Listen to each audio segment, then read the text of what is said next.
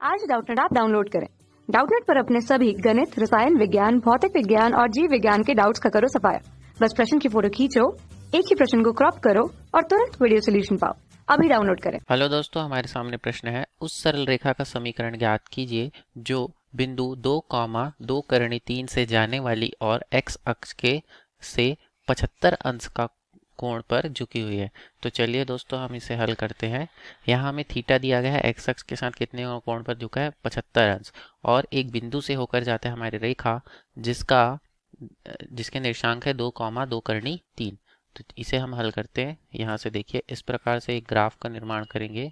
तो दोस्तों, हमें एक रेखा दी गई हुई है। रेखा x अक्ष से 75 अंश के कोण पर झुका हुआ है और बिंदु 2, 2 कर्ण 3 से होकर जाता है। तो मान लीजिए इस प्रकार से रेखा है जो x अक्ष से कितने कोण पर, 75 अंश के कोण पर, थीटा बराबर 75 अंश के कोण पर झुकी हुई है, 75 अंश के कोण पर झुकी हुई है, तथा एक बिंदु इस पर दिया गया है, ये है 2, 2 कर्ण 3, बिंदु से होकर जाता है। इसे मान लेते हैं P बिंदु।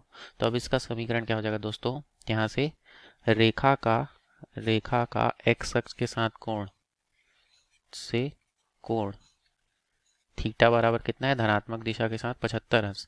तो प्रवणता, रेखा की प्रवणता क्या हो जाएगी, यहाँ से रेखा की प्रवणता m बराबर क्या हो जाएगा दोस्तों, ये हो जाएगा tan थीटा, और tan थीटा क्या हो जाएगा, tan 75, क्योंकि tan थीटा का मान कितना है, 75 अंश।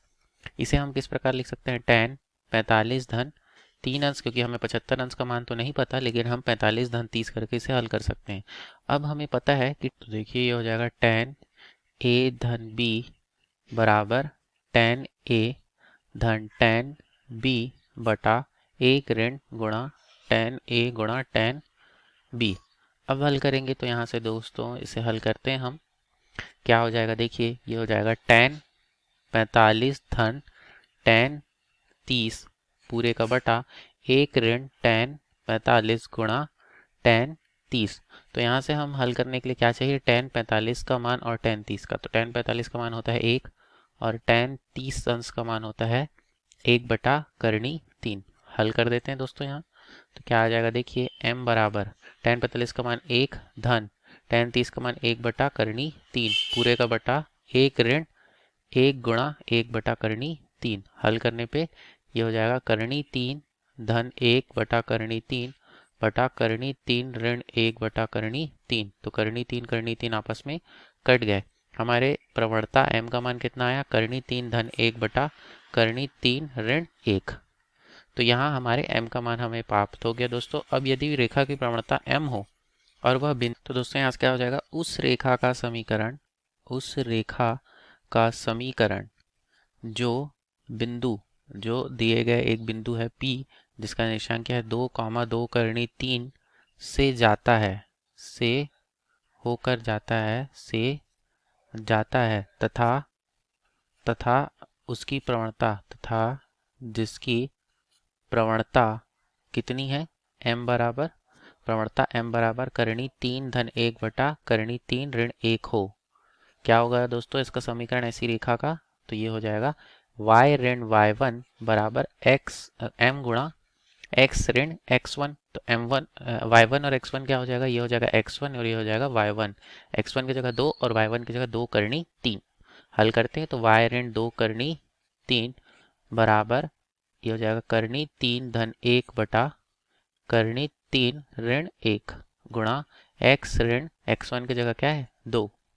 अब दोस्तों इसे हल करेंगे, तिर्यक गुणा कर देंगे यहाँ से, तिर्यक गुणा। तो यहाँ से क्या हो जाएगा, देखिए तिर्यक गुणा करने पर y ऋण 2 करनी 3 गुणा करनी 3 ऋण 1 करनी 3 ऋण 1 बराबर करनी 3 धन 1 गुणा x ऋण 2। अब हल कर देते हैं दोस्तों। यहाँ से हो जाएगा y का गुणा करनी 3 ऋण 1 से होकर तो क्या हो जाएगा, ये हो जाएगा y गुणा करनी 3 ऋण y ऋण 2 करनी 3 का गुणा हो जाएगा, तो 2 करनी 3 गुणा करनी 3 यानी 2 गुणा 3 हो जाएगा। और यहाँ से ऋण ऋण का धन, तो 2 करनी 3 बराबर, अब करनी 3 का गुणा x होगा, करनी 3x धन ये हो जाएगा ऋण, क्योंकि ऋण है 2 करनी 3 फिर धन x ऋण 2। अब सभी से आगे हल करने पे क्या हो जाएगा, देखिए ये हो जाएगा 0 बराबर, पहले इसे हल कर लेते हैं तो ये हो जाएगा करनी 3x धन x ऋण 2 करनी 3 ऋण 2, और ये हो जाएगा पक्षांतर होने के बाद ऋण y करनी 3 धन y धन, यहाँ ऋण है तो यहाँ दाएं पक्ष में आके धन हो जाएगा, 3 दूनी 6 ऋण 2 करनी 3। अब देखिए दोस्तों यहाँ से x उभयनिष्ठ निकल गया, अंदर क्या बचेगा करनी 3 धन 1।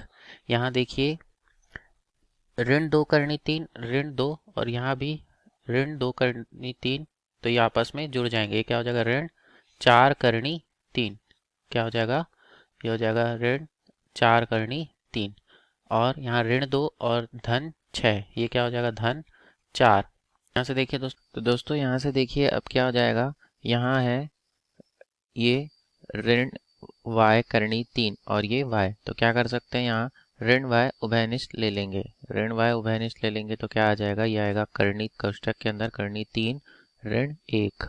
तो अब इसे जमा कर लिखने पर क्या हो जाएगा दोस्तों, x गुणा करनी 3 धन 1 ऋण 4, यहाँ भी ऋण 4 उभयनिष्ठ ले लेंगे तो क्या हो जाएगा करनी 3, ये हो जाएगा ऋण 1 ऋण y करनी 3 ऋण 1 बराबर 0। तो हम इसे लिख सकते हैं x गुणा करनी 3 धन 1 ऋण y करनी 3 ऋण 1 और ऋण 4 करनी 3 ऋण 1 बराबर 0।